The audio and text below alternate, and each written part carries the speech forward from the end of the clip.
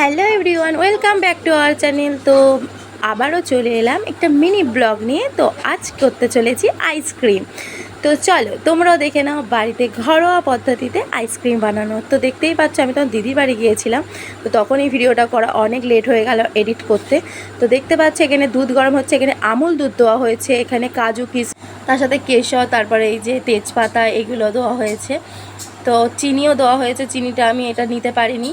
তো নেওয়া মাত্রই দেখতে পাচ্ছ এই যে সুন্দর করে যে কফির ছোট ছোট কাপগুলো হয় তাতে দুধটা সুন্দর করে ঢেলতে হবে, ঢেলে আর এইভাবে প্যাক করতে হবে, করে ফ্রিজে এটা দিতে হবে। তো এটা 6 থেকে 7 ঘন্টা মতন হলে হয়ে যাবে, কিন্তু আমরা সেদিন খাইনি, আমরা খেয়েছি সকালবেলায়, তো সকাল 11টার ভেতরে। তো দারুণ হয়েছিল। তোমরা যদি এমন করে বাড়িতে বানাতে চাও ঘরোয়া উপায়ে এটা বানাতে পারো। তো ভালো লাগলে অবশ্যই এটা লাইক দিয়ে পাশে থেকে টাটা। আবারও দেখা হবে পরবর্তী ব্লগ।